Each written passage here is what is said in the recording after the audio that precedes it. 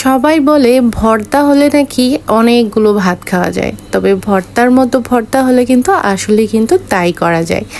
তবে আজকে আমি একটু অন্যরকম করে ভর্তা বানানোর পরে আমার নিজের কাছে এত ভালো লেগেছে খেতে, সত্যি অনেক স্বাদ। পটলের সবজি কিন্তু আমরা কেউ খেতে চাই না, তবে পটলের এই খোসাটা ফেলে না দিয়ে এত মজাদার একটা ভর্তা তৈরি করে নেওয়া যায়, সেটা কিন্তু আজকে শেয়ার করব। এই ভর্তাটা তৈরি করার জন্য আমি এখানে ফ্যাসা শুটকি নিব, আর নিব পটলের খোসা, আর কিছু বরবটি ছিল, সেই বরবটি আর পটলের খোসাটা নিয়ে একসাথে ভর্তাটা তৈরি করে নেব। তবে ভর্তা তৈরি করার আগে শুটকিটা ভালো করে ধুয়ে তারপরে সামান্য একটু তেলে ভেজে নেব। আর তেলে ভেজে নিলে এটা অনেকটা ক্রাঞ্চি হয়, আর ভেতরেও যেন বাহিরেও যেন ভালো মতো সেদ্ধ হয় বা ভাজা ভাজা হয়, সেটাও খেয়াল করতে হবে।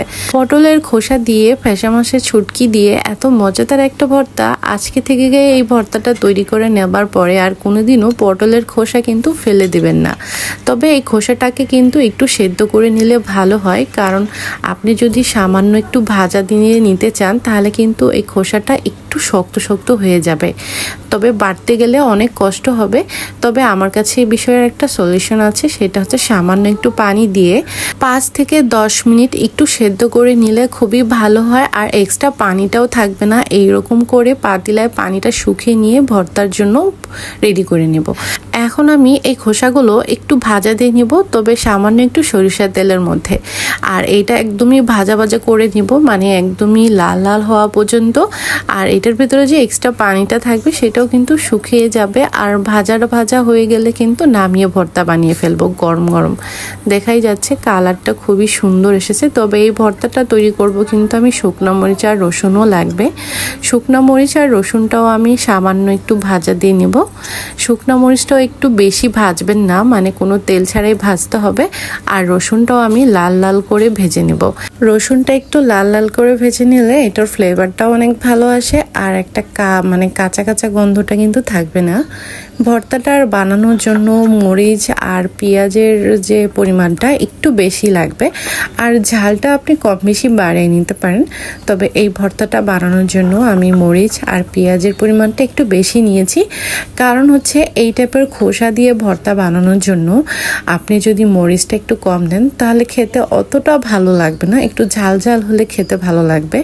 আর পেঁয়াজটা একটু বেশি দিলে পেঁয়াজের যে এক্সট্রা পানিটা থাকে সেটার জন্য কিন্তু ভর্তাটা তাড়াতাড়ি তৈরি হবে, মানে খোসাটা কিন্তু একটু শক্ত শক্তই থাকে, খোসাটাকে নরম করে ফেলবে পেঁয়াজ। আর এই খোসার সাথে পেঁয়াজের যে ভর্তার কম্বিনেশনটা খুবই মজাদার হয়। আমি কিন্তু প্রথমে এই খোসাগুলো ভালো করে বেটে নরম করে নিয়েছি, তারপরেই আমি এখানে রসুন আর শুটকিটা অ্যাড করে দিয়ে তারপরে রসুন আর শুটকিটা ভালোভাবে বেটে নিয়েছি।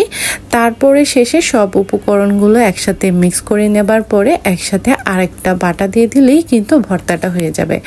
আমার কাছে মনে হয় যে এইভাবে ভর্তা বানালে ভর্তার টেক্সচারটাও অনেক ভালো হয়, ফ্লেভারটাও অনেক ভালো আসে।